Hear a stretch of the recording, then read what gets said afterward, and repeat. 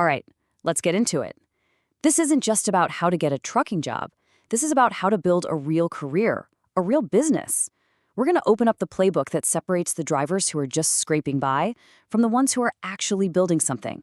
And it all starts with the very first and most important decision you're going to make. Most people who are getting their CDL, they worry about wasting a few grand on tuition. But honestly, that's thinking way too small. The real risk, the one that can end your career before it even starts, is that your license gets yanked because the school you went to is slacking, cutting corners. That's not just a mistake, that's game over. Simple answer, you can't. A weak foundation means everything you try to build on top of it can come crashing down at any second. We're not going to let that happen. We're going to show you how to build your foundation on solid rock, starting right now. So here it is, your first play. This is all about making absolutely sure that your CDL is your biggest asset, and not some ticking time bomb that's just waiting to go off. I want you to think about it this way. Your CDL training, that's the concrete slab your whole career is poured on. It is the single most important investment you will ever make. Now, if that slab is cracked from day one, it doesn't matter how great a driver you become later. The whole structure is unstable. So here's your playbook for checking out a CDL school. First, forget the shiny brochures and the sales pitch.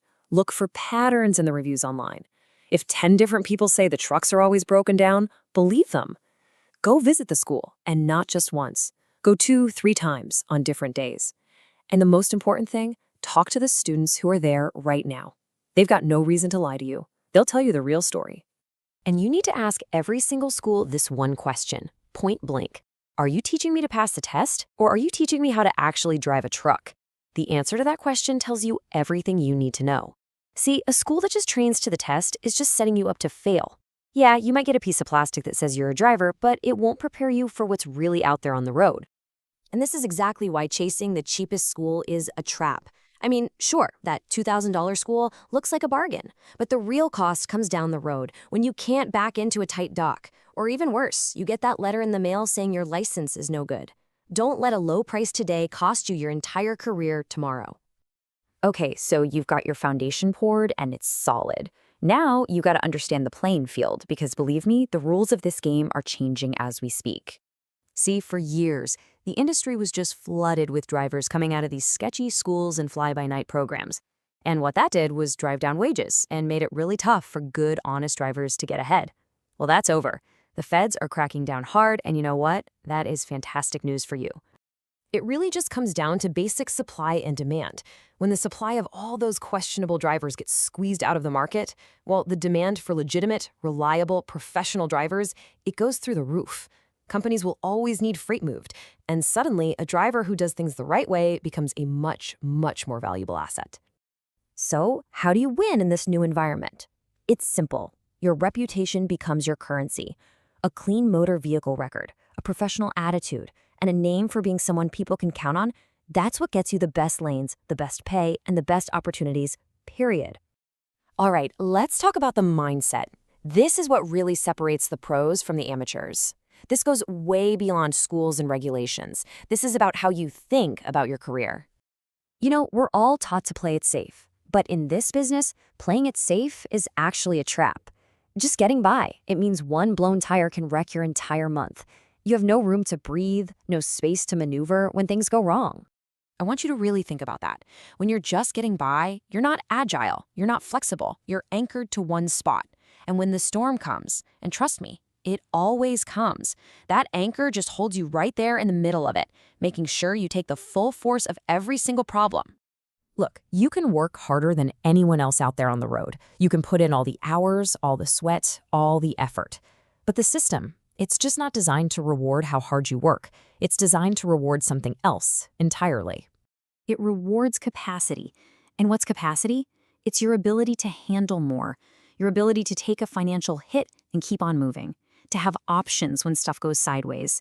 It's having an emergency fund so a truck breakdown is just an inconvenience, not a full-blown catastrophe.